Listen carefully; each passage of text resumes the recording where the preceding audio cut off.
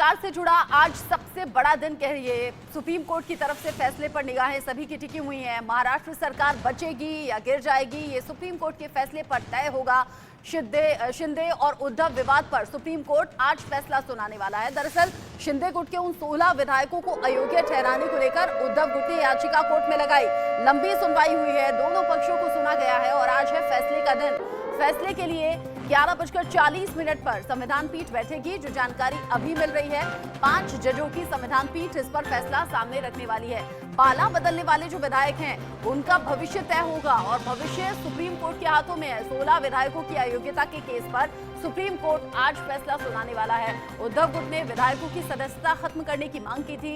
ये तर्क दिया गया था कि पाला बदला है तो फिर इनकी विधायकी भी खत्म होनी चाहिए। विधायकों की सदस्यता रद्द करने को लेकर, यानी कि उन्हें अयोग्य ठहराने को लेकर उद्धव गुट ने सुप्रीम कोर्ट का रुख किया था।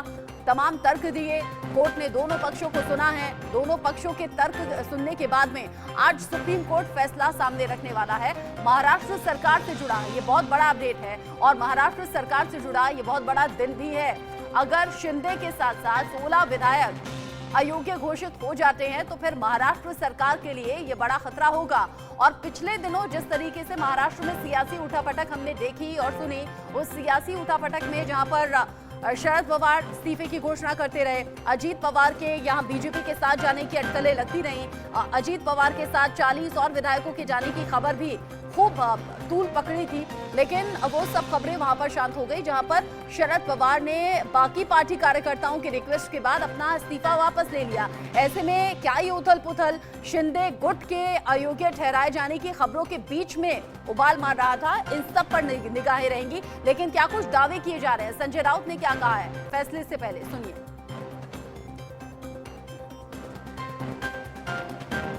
सरकार को, शिंदे सरकार को, मैं महाविकास आघाड़ी का नेता हूं, मैं शिवसेना का एमपी हूं।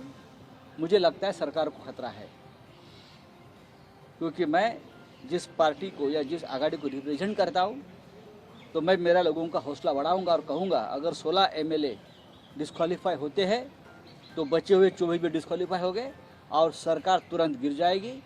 सरकार को खतरा नहीं, ऐसे कैसे कोई बोल सकता है।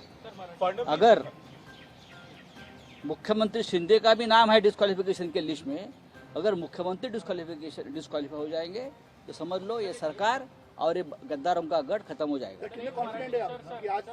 मैं कुछ नहीं बोलूँगा, सरकार के बारे में निर्णय एक संवैधानिक पीठ लेने वाली है, तो इस बारे में मैं अभी बात नहीं करूँगा कि गद्दारों की जमात जो है वो खत्म हो जाएगी। अभिषेक शर्मा मुंबई से लाइव जुड़ गए हैं इस खबर को लेकर हमारे साथ। अभिषेक, हालांकि 11:40 पर अब ये जो संवैधानिक पीठ है ये बैठेगी, उसके बाद ही फैसला आएगा ऐसा माना जा रहा है, लेकिन इस खबर के बाद किस तरीके की तैयारी महाराष्ट्र सरकार की है और क्या बेचैनी शिंदे गुट में है? बिल्कुल जाहिर सी बात है, जब से देखिए जैसे दिन दिन आगे बढ़ रहा था, लग रहा था कि फैसला 15 मई के पहले तो आ जाएगा, ये बात तो निश्चित थी। लेकिन जैसे ही कल जब शाम को खबर आई कि आज ही फैसला आना, यानी 11 तारीख को फैसला आना, उसके बाद से शिंदे गुट पे कहीं के बेचैनी बिल्कुल बढ़ चुकी है। शिंदे गुट के लोगों को अलग तरीके से कहीं रात भर एक मीटिंग की गई है। आपको पीछे ठीक देख रहे हैं हमारे, ये वही जगह है जहाँ पर इस वक्त महाराष्ट्र के मुख्यमंत्री एकनाथ शिंदे अपने सरकारी बंगले वर्षा पर मौजूद हैं। यह पूरा एरिया आप देखिए कि इस वक्त यहाँ पे सन्नाटा छाया हुआ, खासतौर से क्योंकि सन्नाटा इसलिए भी छाया हुआ क्योंकि यहाँ पर हमेशा मीटिंग हुआ करती थी, लेकिन आज कोई ऐसी जानकारी के मुताबिक कोई ऐसी बड़ी मीटिंग नहीं रखी गई है, क्योंकि मीटिंग जो अब शिंदे की रखी गई है वह करीबन 1 बजे के बाद रखी गई है। उनका प्लान जो रखा गया, दिन का कार्यक्रम 1 बजे रखा गया और एक शाम को 4 बजे के आसपास रखा गया नासिक में, जो शादी एक समारोह में जाने वाले। वहीं अगर ठीक इसके बगल में कुछ दो बिल्डिंग छोड़कर जहाँ पर देवेंद्र फडणवीस का सागर बंगलो है, वह भी आज मुंबई में मौजूद है। 10 बजे जापान की काउंसलेट से उन्होंने मुलाकात की है और उसके बाद वह एक उनका अलग एक कार्यक्रम, नवी मुंबई का कार्यक्रम, वहाँ पर मौजूद रहने वाले हैं। तो कहीं ना कहीं जहां एक तरफ देवेंद्र फडणवीस बहुत एक्टिव दिखाई पड़ रहे हैं, वहीं एकनाथ शिंदे अपने प्लान को इस तरह से रखे हैं कि सुप्रीम कोर्ट का फैसला आएगा, उसके बाद कहीं वो आगे का फैसला लेंगे।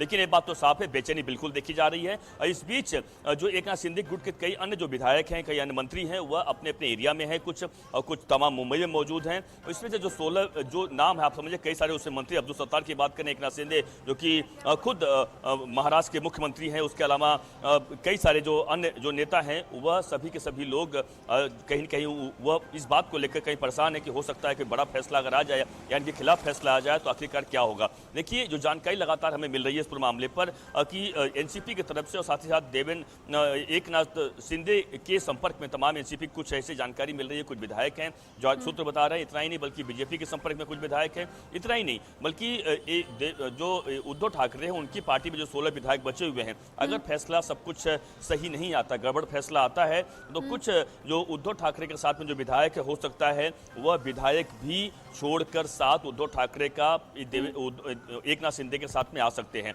यह बहुत बड़ा झटका उद्धव ठाकरे के लिए होगा, क्योंकि आप समझिए कि अगर एकनाथ शिंदे के फेवर में फैसला आता है तो उद्धव ठाकरे जो 16 विधायक बहुत बचे बड़ी हुए हैं जानकारी दे रहे हैं। आप बता रहे हैं कि नहीं जो बीजेपी के विधायक हैं, जो बीजेपी है उसकी अपनी तैयारी है और वो लगातार विधायकों के संपर्क में है। मतलब बाय हुक और बाय क्रुक किसी भी तरह से सरकार बचानी है, इसके लिए चाहे किसी भी पार्टी के विधायक से संपर्क करना पड़े।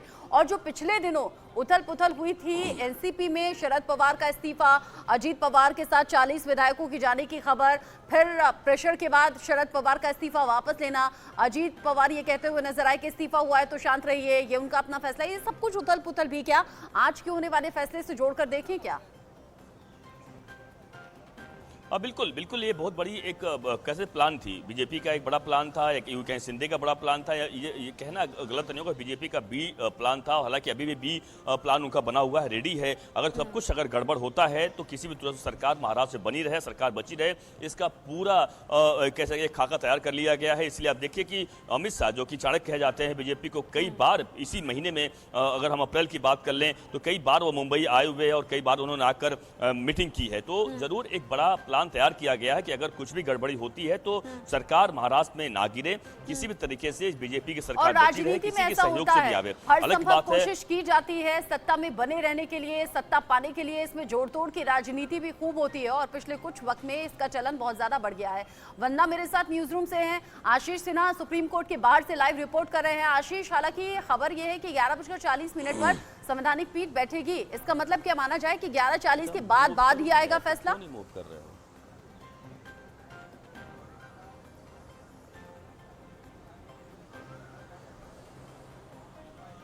आशीष,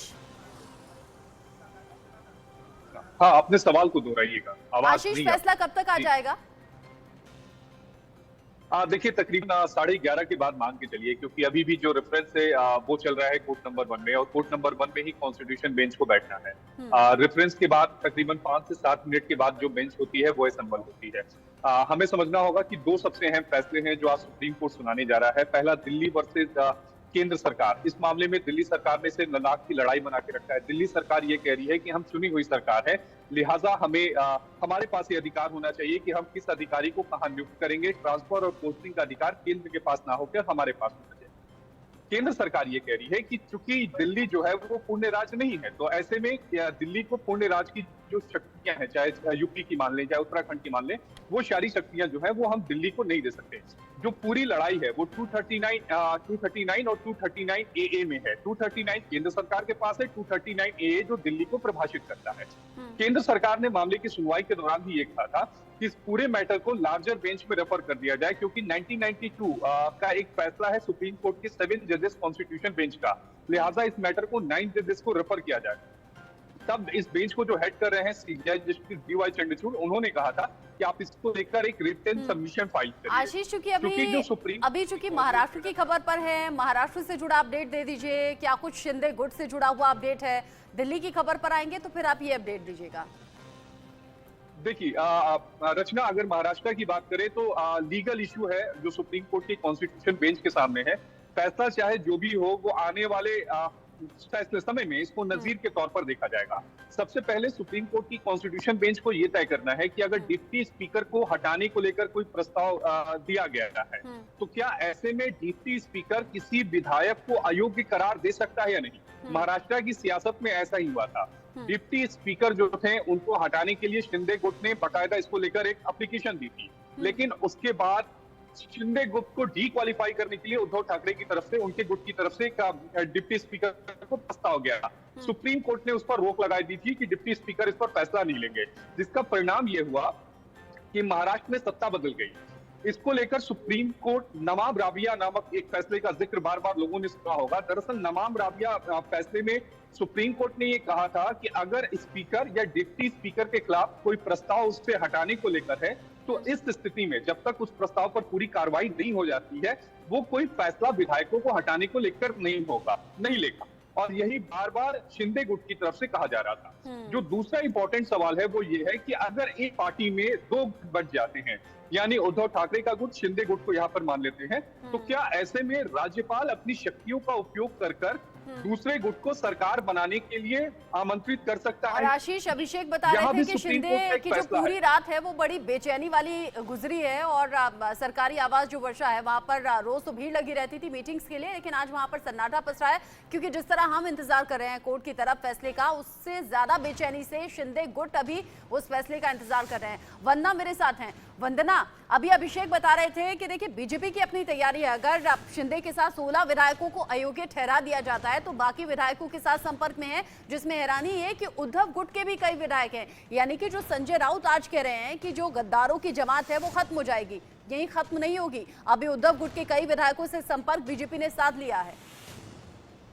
यहाँ पर शिंदे गुट की ओर से लगातार ये दावा किया जा रहा है रचना कि अगर 16 जो विधायक हैं वो डिस्क्वालीफाई भी हो जाते हैं, उसके बाद भी उनके पास बहुमत का आंकड़ा है, यानी 148 जो विधायक उनके पास रहेंगे और जो बहुमत के लिए चाहिए वो 134 है, यानी अभी भी जो आंकड़ा है वो उनके पास है, उनका कहना है। हालांकि परिस्थितियाँ बदल भी सकती है, जिस तरीके से फैसला आएगा दोनों ही पक्षों की ओर से, दोनों ही गुटों की ओर से जो है इस वक्त उनकी धड़कनें तेज होंगी और बेसब्री से इंतजार इस फैसले का किया जा रहा है। लेकिन उद्धव गुट हालांकि बहुत ज्यादा उम्मीद कर रहा है, क्योंकि उद्धव गुट को कई बार बड़े झटके लगे हैं। पहले शिवसेना छिन जाना, तीर कमान उनसे छिन जाना, और किस तरीके से जब विधायक दल की बैठक जून 2022 में बुलाई गई थी उसके बाद कैसे 16 विधायक लापता हो गए थे। एकनाथ शिंदे पार्टी छोड़कर चले गए थे और अचानक से उन्होंने बीजेपी के साथ मिलकर सरकार बना ली। और उसके बाद फ्लोर टेस्ट को लेकर भी सवाल हैं, राज्यपाल को क्या ये फैसला लेना चाहिए था, क्या ये उनको अधिकार था, इस पर भी ये फैसला आज सुनाया जाएगा। सुप्रीम कोर्ट पर सबकी निगाहें टिकी हुई हैं। इसके अलावा क्योंकि बात यहाँ पर लगातार हो रही है उद्धव गुट की भी, तो उद्धव गुट के पास जो रहे सही विधायक हैं वो भी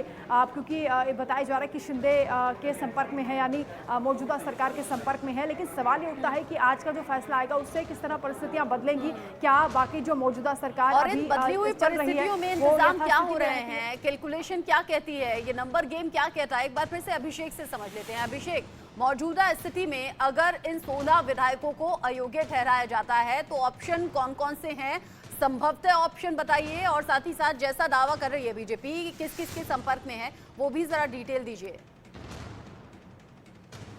बिल्कुल, देखिए बता दूं आपको 165 की संख्या है, यानी बीजेपी और शिंदे की जो सरकार है, अपक्ष जो तमाम एमएलए जो मिले हुए हैं उनकी टोटल मिला के संख्या 165 है। यानी टोटल 288 सीटों में से अगर किसी को भी सरकार बनाना है तो हर किसी पार्टी को 145 का जादुई आंकड़ा पार करना पड़ेगा। 145 का जादुई आंकड़ा पार कर चुकी, अगर 16 लोग अगर अपात्र होते भी हैं तो सरकार अल्पमत पे नहीं आएगी। यह बता दे दर्शकों के लिए, सरकार अल्पमत पे नहीं आने वाली, सरकार बनी रहेगी। लेकिन शर्त यह होगा कि चूंकि एकनाथ शिंदे को अगर अपात्र घोषित कर दिया जाता है तो स्वाभाविक तौर पर उन्हें मुख्यमंत्री पद से इस्तीफा देना पड़ेगा, और इस्तीफा देने का मतलब साफ होगा सरकार गिरेगी। सरकार गिरेगी तो दूसरा कोई मुख्यमंत्री बनाना पड़ेगा। क्या वो मुख्यमंत्री बीजेपी से होगा या फिर कोई अन्य पार्टी से मुख्यमंत्री होगा, यह देखना होगा। अजीत पवार ने कहा था कि मैं 100% मुख्यमंत्री बनना चाहता हूं, ऐसी मेरी इच्छा है, क्योंकि राजनीति में कभी भी कुछ भी संभव हो सकता है। जोड़ तोड़ की राजनीति बहुत ज्यादा देखी जाती है और महाराष्ट्र में आज क्या कुछ होगा, निगाहें सभी की बनी हुई हैं। अभिषेक, वंदना, अभी के लिए आपका शुक्रिया।